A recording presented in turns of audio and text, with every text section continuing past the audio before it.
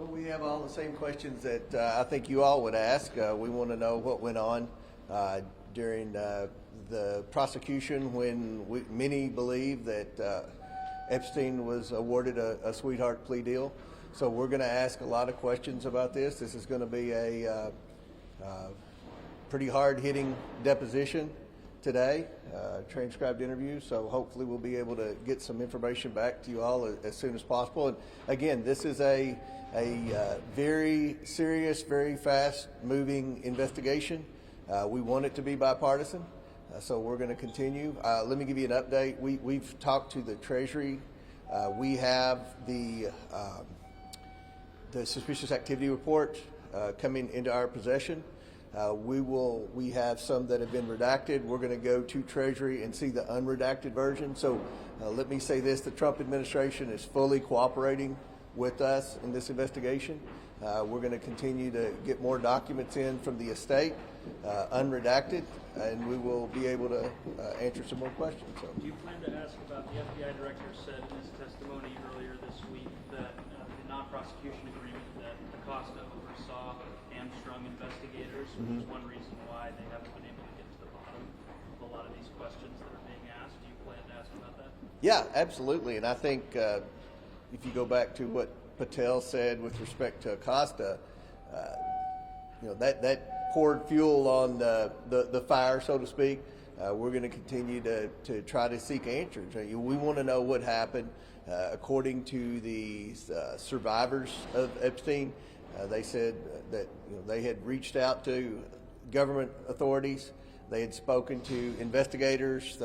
They had spoken to FBI agents in the past, and yet nothing happened. So, according to the victims and the survivors of Epstein, there was a lot of warning about the crimes that Epstein and Maxwell were committing, but yet it appears the government let the victims down and they didn't prosecute. So Acosta was a major player in that.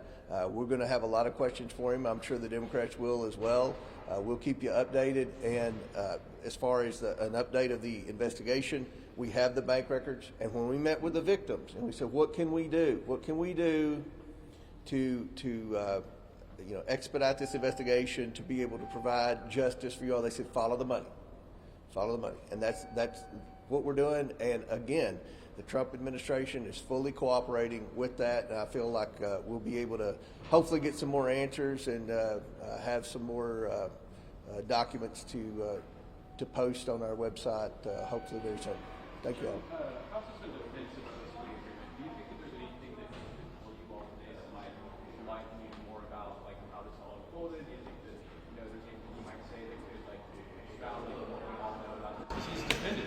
That's kind of shocking. Well, yeah, I mean, we're going to ask those questions. So, I'm sure that he knows we're going to ask those questions. So he should be fully prepared to answer those questions. And again, this is the most extensive investigation of Epstein to date. What's frustrating to me is you continue to write about the discharge petition. We have gone far beyond the discharge petition. The discharge petition didn't mention the state. We've already subpoenaed and accumulated the documents from the state. We have one more batch we expect to get in. We've already interviewed Bill Barr. We have Acosta today. So we're so far past what the discharge petition was wanting to do. It's not even a factor now. So hopefully we'll get some answers. And at the end of the day, the objective is to get justice for the victims of Epstein Island. And it's I have to say this, it's very disappointing that the Democrats have just so politicized this. Joe Biden had 4 years where he could have released the Epstein document, or the Autopin could have released the Epstein document. Whoever was running the show could have released the Epstein document, and they did not. They did not. And if you ask any Democrats about this investigation, they seldom mention the victims. They only talk about Trump. And nothing that we've received. We've had hours of meetings with the victims. Maxwell's talked, Bill Barr's talked, the other AGs have sent letters. There's no liability for Donald Trump. There's no evidence that shows Donald Trump was involved in this. So I think you need to refocus the investigation and remember the purpose is to try to get some type of justice for the victims and to find out what happened. Were there prosecutors that turned a blind eye? You know, I think hopefully today we'll be able to get some answers. So thank you all for being here. Epstein's victims released a statement this week saying that they were deeply upset with Mr. Patel's testimony. Mr. Patel said that there wasn't evidence in the FBI's possession that victims were trafficked to other people.